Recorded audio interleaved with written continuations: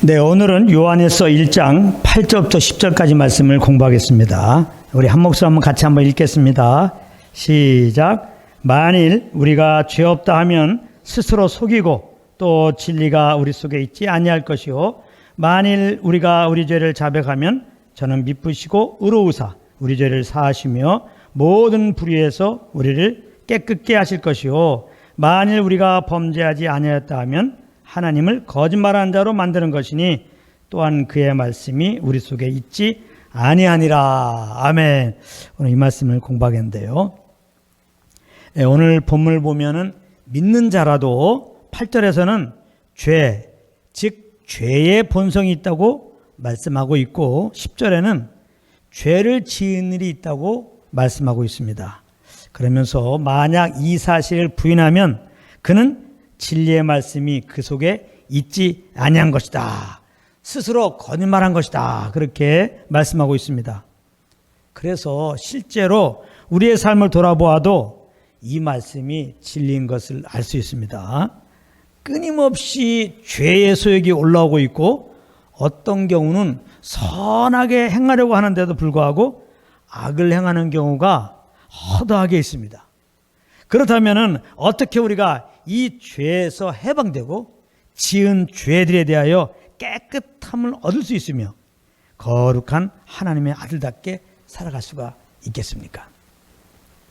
이미 오늘 본문을 두 번에 걸쳐서 공부하면서 이 부분들을 사실 나눈 바가 있습니다. 그래서 오늘은 두 번에 걸쳐서 전한 내용을 총 정리하는 것이다, 이렇게 생각하면 좋겠습니다. 그만큼 이 두 번에 걸쳐 증거한 이 말씀이 우리들에게는 얼마나 중요한지 모릅니다.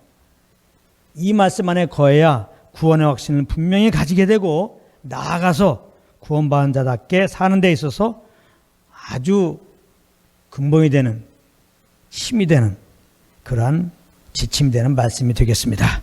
이 죄와 죄들의 이 문제를 해결하는 것은 절대로 사람이 할 수 있는 게 아니고 하나님만이 하실 수 있는 것입니다.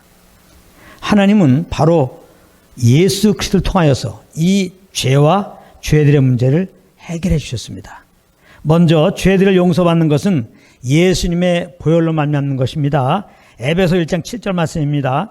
우리가 그리스도 안에서 그의 은혜의 풍성함을 따라 그의 피로 말미암아 구속과 죄사함을 받았으니, 이렇게 말씀하고 있습니다. 여기 죄사함이라고 하는 말을 주의해야 되는데요, 이 죄사함이라고 하는 것은 죄들을 사함받았다, 그런 말입니다. 한국 성경은 죄와 죄들에 대해서 분별 없이 이렇게 기록하고 있는데 영어 성경을 보더라도 정확하게 분별되어 있어요. 죄는, 이 죄성은, 죄의 본성은 sin 이렇게 기록하고 있고, 이 죄들, 우리가 이 죄로 말미암아 짓는 죄된 행위들을 뭐라고 표현하냐면 sins를 칩니다. 그래서 여기 죄사함이라고 하는 것은 죄들을 사함받는 거예요. sins. 죄들이 사함받았다, 그겁니다.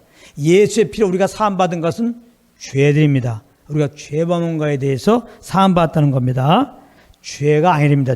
죄성이 아닙니다. 죄성은 용서받는 게 아니에요.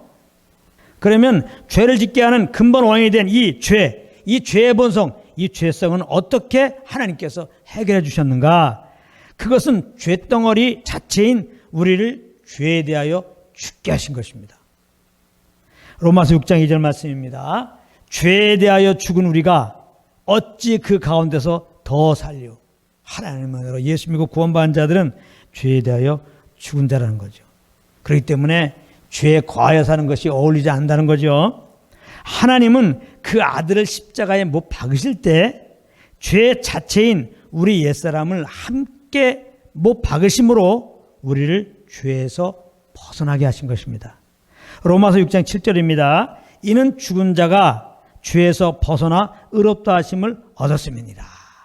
우린 예수 믿고 예수님과 연합되었는데, 그러므로 예수님과 함께 죄에 종달한 내가 죽었다는 겁니다. 그래서 죄에서 벗어난 거예요. 그리고 예수님의 부활의 생명으로 새롭게 되었습니다. 그래서 예수님을 구원받는 우리들은 죄에 대하여 죽고 의에 대하여 산 자가 된 것입니다. 그러므로 믿는 자들은 예수님의 십자가에서 이루신 보혈과 그 죽으심을 통하여 죄들이 용서받았고 죄에서 벗어난 자들이라는 것입니다. 그런데 문제는 현실 속에서 보면 여전히 죄의 소욕이 우리가 죄를 범하도록 충동질을 하고 있다는 것입니다. 그렇다면 이 죄에서 어떻게 자유할 수 있을까요? 로마서 6장에 잘 나와 있습니다. 먼저 죄의 종로를 하던 우리 옛사람이 예수님과 함께 십자가에 못 박혔다는 사실을 성령의 조명으로 알아야 되는 것입니다. 로마서 6장 6절 7절 말씀입니다. 우리가 알거니와, 요 아는 것은 성령으로 아는 겁니다. 하나님의 은혜의 빛으로 아는 건데 뭘 알아야 되느냐? 우리 옛사람이 예수와 함께 십자가에 못 박힌 것은 죄의 몸이 멸하여 다시는 우리가 죄에게 종노를 하지 아니하려 함이니 이는 죽은 자가 죄에게 벗어나 의롭다 하심을 얻었음이니라. 이렇게 말씀하고 있습니다. 그리고 우리는 그리스도의 부활하심과 함께 그 생명으로 새롭게 되어 이제 의에 대하여 산 자가 되었음을 알아야 되는 겁니다. 그리고 성령의 조명으로 이 사실을 알았다면 이제 마음으로 그렇게 여겨야 하는 것입니다. 이게 굉장히 중요한 덕목이죠. 나는 죄에 대하여 죽은 자요 그리스도 예수 안에서 하나님을 대하여 산 자가 되었다. 이렇게 성령께서 우리에게 알려준 그 진리에 따라 내 마음이 그대로 받아들이고 그렇게 여겨야 됩니다. 그런 자로 간주해야 된다 이 말입니다. 로마서 6장 10절 11절입니다. 그의 죽으심은 죄에 대하여 단번에 죽으심이요 그의 살아심은 하나님께 대하여 살아심이니 이와 같이 예수 믿고 그리스도와 연합된 우리들은 너희도 너희 자신을 죄에 대하여 죽은 자요 그리스도 예수 안에서 하나님을 대하여 산 자로 여길지어다. 이렇게 말씀하고 있습니다. 비록 우리가 연약하여 자주 넘어진다 해도 이 사실을 마음에 꼭 붙잡아야 되는 것입니다. 그리고 이 사실을 마음에 꼭 붙잡는 길은 뭐라고 그랬어요? 자꾸 이 사실을 선포해야 돼요. 오히려 내가 넘어질수록 죄에 빠질수록 이 사실을 자꾸 선포를 해야 돼요. 나는 죄에 대하여 죽었다. 나는 그리스도 안에서 의에 대하여 사는 자다. 이걸 자꾸 선포를 해야 됩니다. 선포하는 가운데 믿음이 되어 그래야 그 믿음으로 살 수 있습니다.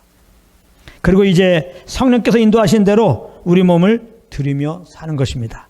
그것이 바로 우리 지체를 불의의 병기로 죄에게 드리지 않고 의의 병기로 하나님께 드리는 건데요. 로마서 6장 13절입니다.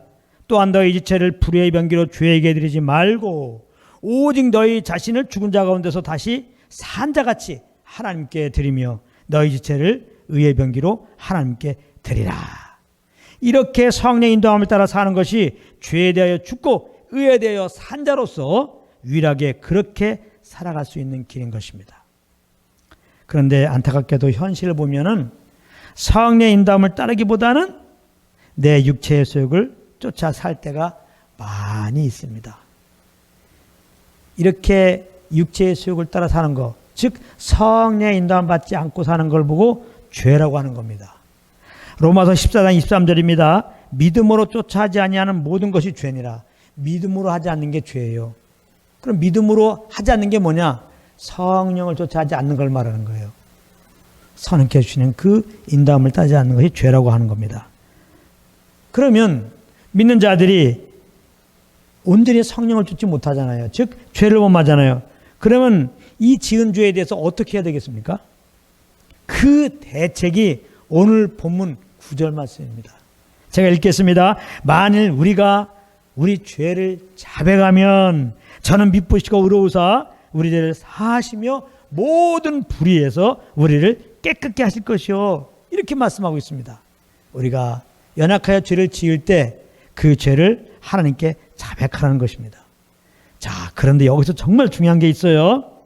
그것은 무엇을 자백하냐 이 말입니다. 이걸 잘 하셔야 됩니다. 어떤 분들은 하나님께 나가려면 먼저 회개부터 해야 된다고 생각하면서 자기 머리를 막 짜내가지고 혹시 내가 무슨 잘못한 것이 있나 하고 애써 자기가 지은 죄들을 막 찾습니다. 그런데 그렇게 내가 찾아서 자백하라는 말이 아니에요. 우리가 예수의 볼을 의지하고 하나님께 나가잖아요. 예수의 볼을 의지하고 예수님을 아버지께 기도합니다. 예수의 볼을 의지하고 아버지를 찬양합니다. 예수의 볼을 의지하고 이렇게 예배당에 나와서 또 성령의 인도함 따라 주님을 예배합니다. 이렇게 우리가 주님께 나아갈 때, 즉 주님과 사귐을 가질 때 양심에 걸리는 거 있잖아요. 그 양심에 걸려오는 모든 것, 그것만 자백하면 되는 거예요. 다시 말하면, 더 알기 쉽게 말한다면 성령님께서 알려주시는 그 죄를 자백하는 겁니다. 우리가 자백할 수 없어요. 성령님께서 무엇을 자백할 것인지 알려줘요. 그러면 그것을 자백하는 겁니다. 성령님은 우리가 하나님께 나갈 때 사귐에 장애가 되는 어떤 죄를 범했다면 그거를 알려줘요. 그럼 그것만 자백하시면 됩니다. 그냥 우리가 막 애써가지고 막 어떤 죄를 범했을까 막 생각해갖고 자백하는 그런 쓸데없는 종교행 다 하지 마시기 바랍니다. 자, 이렇게 성령님께서 우리에게 알려주는 죄를 자백했습니다. 주님과 사귐을 가질 때 양심에 걸려오는 죄를 자백했습니다. 그렇게 하면 오늘 말씀에 우리 죄를 사하시며 모든 불의에서 깨끗하게 하신다는 겁니다. 여기도 굉장히 중요한 말이 있어요. 무엇? 모든 불의, 일부 불의가 아니라 모든 불의, 모든 불의에 대해서 성령님이 알려준 모든 불의에 대해서 자백하면 하나님께서는 깨끗하게 하신다는 겁니다. 여기서 우리가 깨달아야 할 진리가 뭡니까? 예수의 보혈로 용서받지 못할 죄가 없다는 겁니다. 이 사실을 아는 게 굉장히 중요해요. 왜냐하면 많은 분들이 용서받지 못할 죄가 있다고 하면서 그런 죄를 짓지 않도록 노력하라고 하는 겁니다. 이게 말이 안 되는 게, 우리가 노력한다고 죄를 안 범합니까? 난 정말 용서받지 못할 죄가 있어. 그래서 안 범하려고 그랬는데 여태까지 죄를 범했어. 그럼 용서받지 못하네? 그럼 정죄받아서 지옥 가야 되네? 이렇게 된다 이 말이에요. 그러니까 이런 것들은 진리가 아닙니다. 용서받지 못할 죄가 있는 것처럼, 예수의 피로 용서받지 못할 죄가 있는 것처럼 그렇게 하면 안 되는 겁니다. 그러면 그렇게 말씀을 전한 그분도 거기에 걸려 들어가는 거예요. 우리 모두는 죄에 대해서 자유할 수 없습니다. 우리가 함부로 누구를 정죄하지 말아야 할 이유가 여기 있습니다. 그 죄성으로 말미암아 그렇게 죄를 범하는 거거든요. 그렇게 죄를 범하게 한 그 형제를, 그렇게 죄를 범하게 한 그 죄성이 우리 가운데도 있는 거예요. 그래서 언제든지 우리도 그 형제처럼 죄를 범할 수 있는 그런 우리들입니다. 이렇게 연약한 우리들이에요. 그래서 어떤 형제가 죄를 범하면 그 죄 범한 걸 통해서 나도 저럴 죄를 범할 수밖에 없는 그러한 죄를 가지고 있는 자다, 이걸 깨달아야 되겠죠. 그래서 더 정말 주님의 영을 쫓아야 되겠구나. 내가 이 죄에 대해 죽는 삶은 오직 성령을 쫓는 거니까, 그래서 성령님만 쫓는 그런 삶으로 가고, 혹시 잘못한 형제들에 대해서는 복음을 들려주고, 복음을 모르는 자들은, 혹시 복음을 아는 자들은 이제 그러므로 더 성령을 쫓아 살라고 이렇게 권면을 해야 되는 것이지, 그 잘못한 죄목에 대해서 정죄하고 그러면서 거기서 똑바로 살라고 제목까지 주면은 그 형제는 죽으란 얘기입니다. 그 연약해서 그 죄를 못 이겼는데 그 형제의 능력으로 노력을 해서 그 죄를 이기라 그러면 어떻게 그걸 이기냐 이 말이에요. 그래서 우리가 알 것은 예수의 보혈로 용서받지 못할 죄가 없다는 겁니다. 우리가 주님께서 알려주는 죄가 있으면은 오늘 말씀을 근거해서 예수의 피를 힘입고 아버지께 정말 잘못했습니다 자백하세요. 그럼 되는 겁니다. 그러고서 이제 우리 안에서 말씀하는 성령 인도함도 또 다시 다음대로 이렇게 행하면 되는 것입니다. 우리가 성령이 지적한 죄를 자백하면 하나님은 반드시 죄를 사해 주십니다. 그래서 오늘 말씀해 보면 저는 미쁘시고 의로우사 이렇게 얘기한 거예요. 만일 우리가 우리 죄를 자백하면 용서해 주시겠다, 이걸 먼저 얘기하지 않았어요. 만일 우리가 우리 죄를 자백하면 우리의 모든 죄를 깨끗하게 하겠다, 이렇게 말씀하지 않고 내가 너에게 알려준 그 죄를 자백하면은 하나님께서는 의로우시고 미쁘시다는 겁니다. 왜 이 말을 넣겠습니까? 미쁘시다는 말은 뭐예요? 신실하시다는 말이에요. 하나님은 그 하신 말씀을 반드시 실행에 옮기시는 신실하고 의로우신 분이라는 겁니다. 이 하나님을 기억하라는 거예요. 그리고서 이분이 알려준 죄를 자백하면 주님이 용서했다고 말씀하셨으니까 용서받은 줄을 알라 이 말입니다. 그러므로 우리가 죄를 자백해도 어떤 경우는 죄책감이 막 이렇게 몰려옵니다. 그런 경우 있죠. 우리가 이제 주님께 나갈 때 성령님께 잘못한 거 알려줬어. 그래서 우리가 잘못했습니다. 정말 정직하게 자백했어요. 그러면 시원해야 되는데 이상하게 계속해서 이 죄책감과 정죄감이 계속 몰려오는 경우가 있습니다. 이 문제를 어떻게 해결할까? 그것을 이기는 길이 바로 이것이라니까요. 하나님은 미쁘신 분이시다. 죄를 자백하면 다 사해 주신다고 말씀하신 대로 내가 성령님도 함따라 그 알려준 죄를 자백하기 때문에 하나님은 그 말씀하신 대로 내가 자백한 죄에 대해서 용서하셨다. 내 모든 불의를 깨끗하게 하셨다. 이 말씀을 믿음으로 우리는 죄책감에서 자유케 될 수가 있습니다. 이렇게 하나님의 말씀을 붙잡는 게 이렇게 중요한 거예요. 우리가 이 말씀을 근거해서 신앙생활을 해야지 우리가 구원관이 흔들림이 없는 겁니다. 우리가 정죄감에서 이길 수 있고 잘못했을 때도 자백한 다음에 용서하신 주님 안에서 이제는 감사와 기쁨으로 담대하게 주님의 사랑을 더 알았으니 더 감사함으로 주님을 따를 수가 있는 겁니다. 그런데 어떤 분들은 우리가 믿을 때 우리의 모든 죄들이 사함받았는데 뭐하러 자백하냐? 자백할 것이 없다는 분들이 또 있습니다. 그런 것은 믿음 없는 행위라는 겁니다. 그렇지 않습니다. 범죄하지 아니었다고 하면 그게 거짓말인 것이고 범죄했다면 반드시 자백하라고 오늘 말씀하고 있는 거예요. 그럼에도 불구하고 우리 예수 믿을 때 예수의 피로 과거 현재 미래의 죄가 다 용서받았으니까 우리는 이제 잘못해도 그 잘못한 거에 대해서는 자백할 거 없다. 그것은 믿음 없는 행위다. 이것은 아주 잘못된 겁니다. 만약에 우리가 자백하지 않아요. 분명히 내가 잘못할 수 있잖아요. 잘못했으면 자백해야 되는데 성령님이 잘못한 거 알려줘서 자백해야 되는데 자백하지 않습니다. 그러면 어떤 일이 벌어집니까?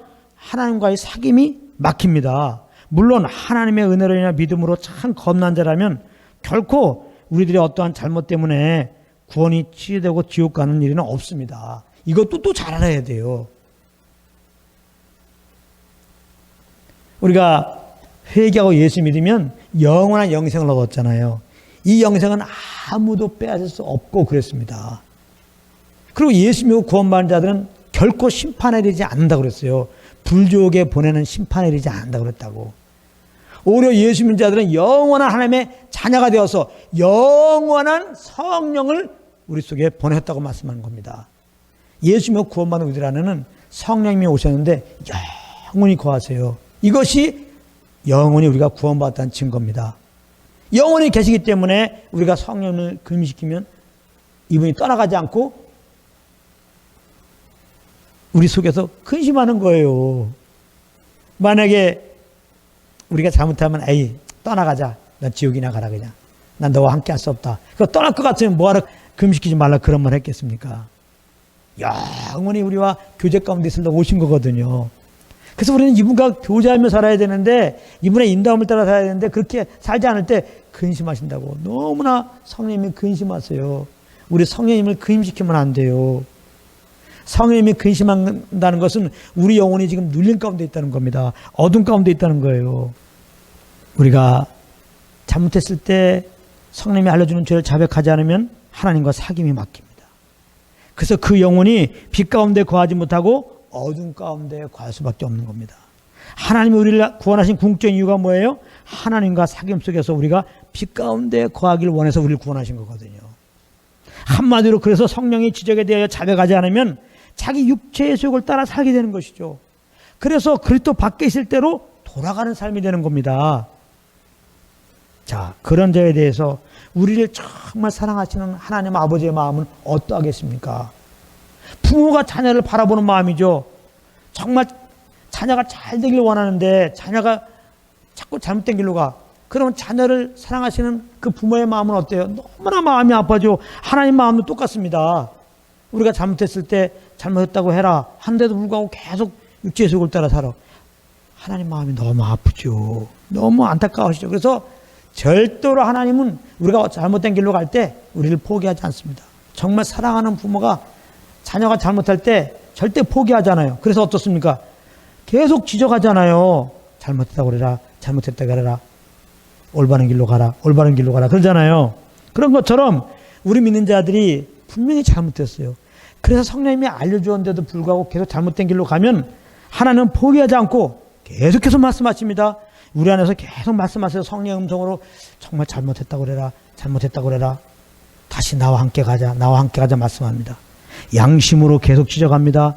하나님의 말씀을 통해서 지적합니다. 예수는 뭘 때마다 그 교회를 통해서 공동체를 통해서 지체를 통해서 공동체 리더를 통해서 지적이 나옵니다. 그리고 환경을 통해서도 잘못됐다는 것을 계속 알려줍니다. 그래서 결국은 잘못했다고 인정하고 다시 성령을 쫓아 행하는 자유로 가길 원하는 거예요.